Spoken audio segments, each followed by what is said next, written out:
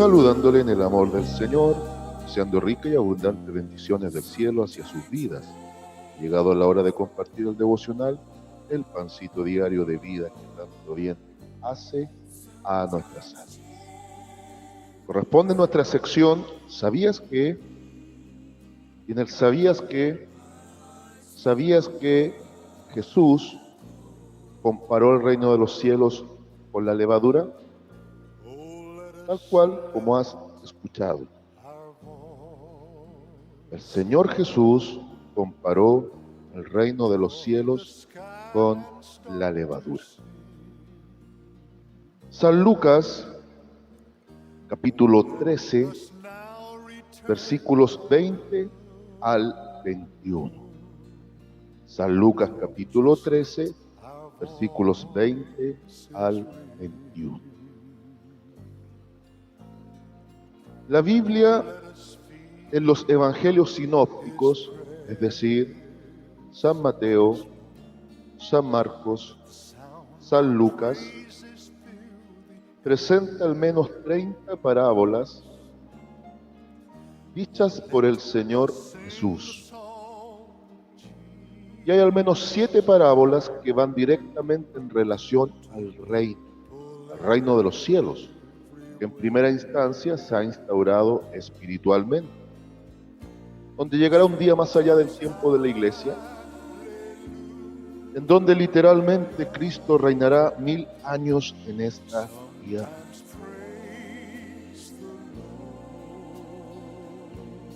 Y es muy llamativo que a través de estas parábolas, sobre todo las que enfocan el reino de los cielos, nos muestra distintas etapas. La parábola era una historia de comparación metafórica, muy simbólica, pero totalmente creíble dentro del límite de lo real, que fue un método de enseñanza muy antiguo que el Señor Jesucristo perfeccionó y servía para enseñar las profundidades espirituales y hacerlas entendibles y accesibles a los suyos. Pero eran un arma de doble filo.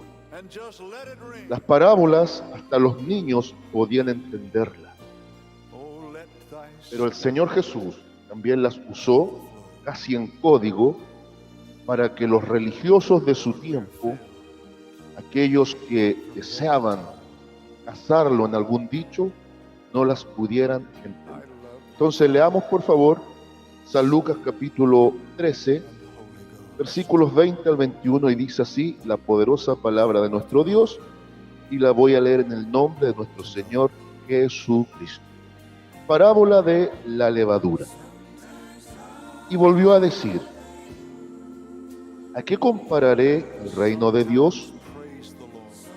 Es semejante a la levadura que una mujer tomó y escondió en 3 medidas de harina, hasta que todo hubo fermentado. Amén. Leámosla también a la luz de lo que dice Mateo respecto a lo mismo. San Mateo capítulo 13, versículo 33. San Mateo capítulo 13, versículo 33.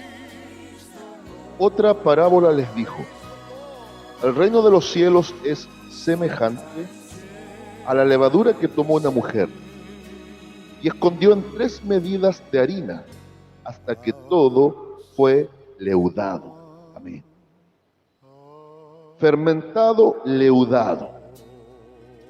Tan sencillo ejemplo que literalmente hasta un niño puede entender. Yo tengo una hija pequeña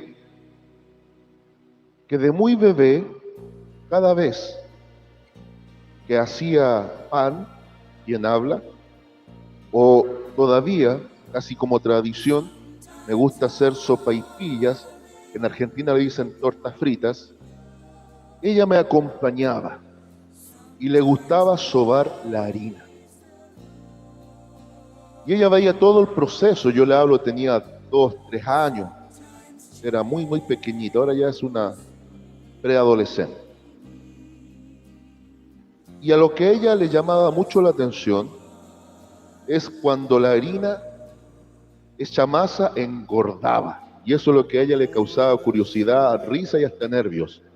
¿Cómo era posible que la harina, siendo ya masa, teniendo un volumen pequeño, después de un tiempo, cuando íbamos allá a preparar o los bolillos para hacer el pan, o en su defecto para hacer las sopaipillas, cómo había aumentado tanto? Y yo, dentro de mis posibilidades, trataba de explicarle.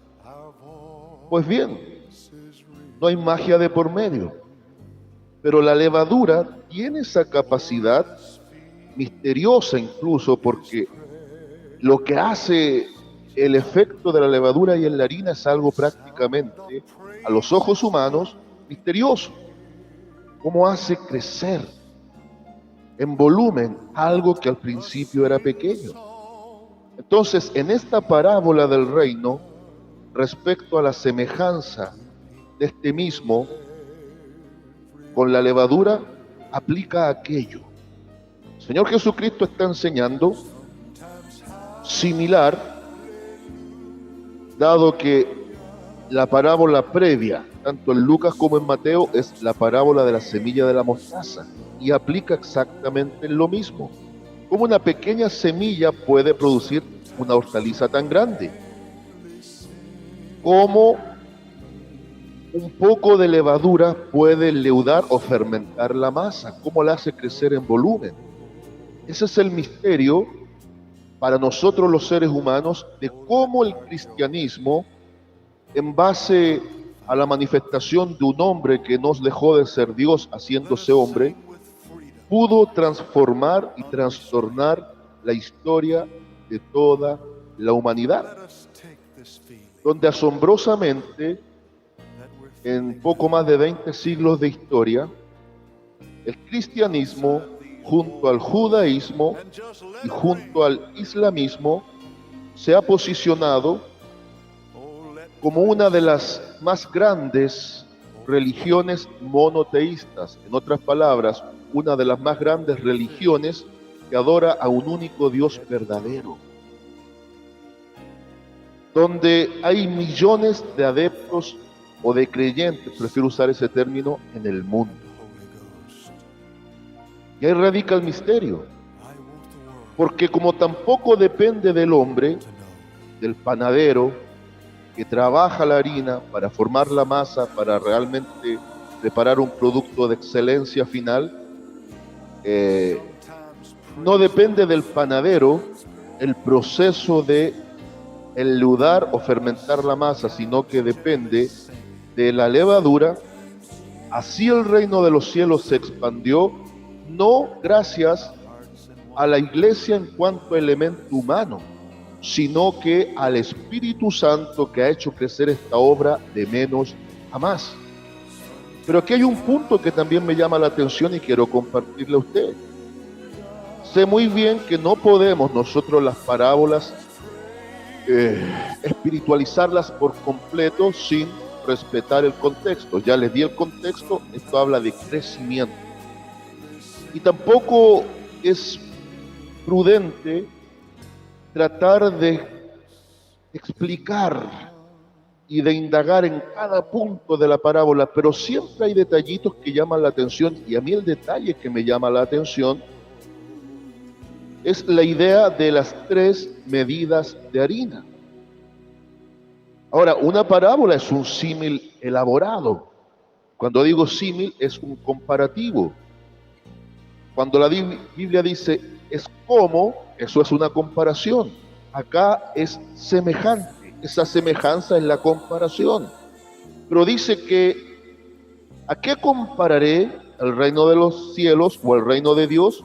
Y dice que es semejante a la levadura que una mujer tomó y escondió en 3 medidas de harina, hasta que todo hubo fermentado. ¿Qué me llama la atención entonces? Las 3 medidas de harina. No se olvide que Mateo habla del reino de los cielos y Lucas el reino de Dios, que en el fondo es exactamente lo mismo. Pero me llama la atención que hablan de 3 medidas de harina. Y sabe que esto no está muy lejos de la realidad bíblica. A este punto sí que hay que observarlo y tratar de analizarlo. Dios, que es trino, guste a los que nos gusta y les disguste a los que les disgusta, se ha manifestado trinitariamente, pero en 3 tiempos diferentes. Cada una de las personas de la deidad, llámese Padre, llámese Hijo, llámese Espíritu Santo, ha intervenido, comillas, tomando protagonismo. ¿Por qué digo comillas? Porque nunca el Dios Trino ha actuado en forma independiente, sino que como son coiguales y coeternos, son coprotagonistas de esta historia de salvación. Pero el plan de salvación, podríamos decir que se sustenta en que en el tiempo antiguo, el tiempo preparativo, cuando Dios iba a formar un pueblo y todo el proceso del Antiguo Testamento, todo regulado bajo la ley, podemos decir que Dios fue por su pueblo.